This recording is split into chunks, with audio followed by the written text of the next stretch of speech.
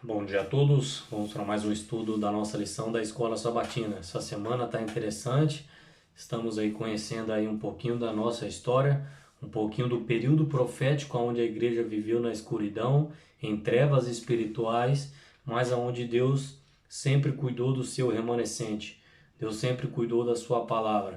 E a gente também aqui já teve um conhecimento como que saiu as ramificações das igrejas, ali em 1798, com Lutero. Depois veio grandes reformadores, John Hus, Roger Williams, foi fundador da Igreja Batista. Já tinha, depois saiu a Conexão Cristã, foram saindo denominações, porque nenhuma delas tinha toda a revelação divina. Deus foi iluminando, foi saindo um raio de luz, até Deus ele ergueu um povo. Nesse período, Deus, depois dessa profecia, Deus sempre guardou o seu remanescente. E Deus, nesse período, Deus ele separou um povo para juntar em um bojo doutrinário o que a revelação de Deus, o que ele quer para o seu povo, o que ele deseja. Vamos lá? A luz vence as trevas.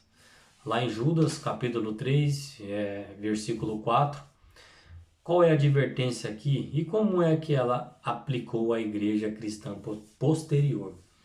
O livro de Judas foi escrito por algum tempo antes de 65 depois de Cristo. Para os cristãos fiéis que viveram desculpa, eu errei aqui. Em 65 depois de Cristo, para cristãos fiéis que são queridos em Deus, Pai, e conservados por Jesus Cristo. Esses crentes fiéis eram motivados a batalhar pela fé que uma vez foi dada aos santos, porque se introduziram alguns que se convertem em dissolução à graça de Deus.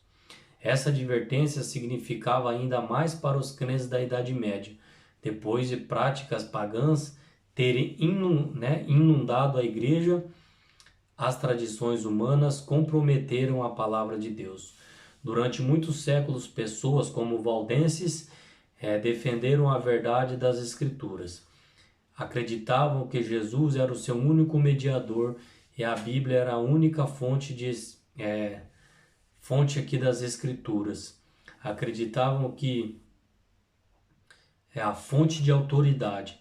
Em todas as épocas houve testemunhas de Deus, homens que guardavam no seu íntimo a fé em Cristo, como o único mediador entre Deus e o homem, que mantinham as Escrituras sagradas como a única regra de vida, que santificavam o verdadeiro sábado.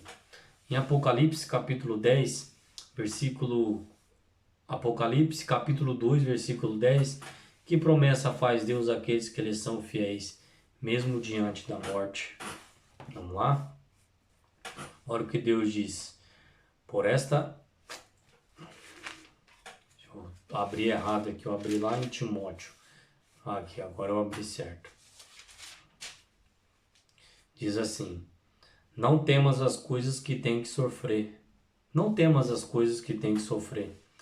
Eis que o diabo está para lançar em prisão algum dentre vós, para seres posto à prova. E tereis tribulações de 10 dias. Se fiel até a morte, e dar-te-ei a coroa da vida. Né?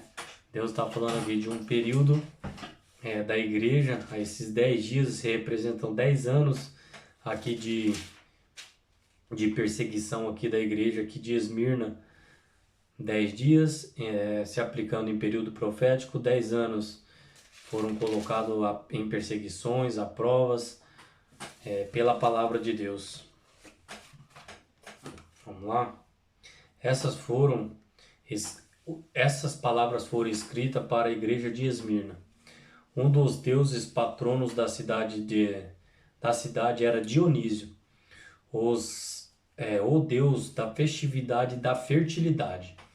Quando os sacerdotes de Dionísio morriam, era colocada uma coroa na sua cabeça no cortejo fúnebre.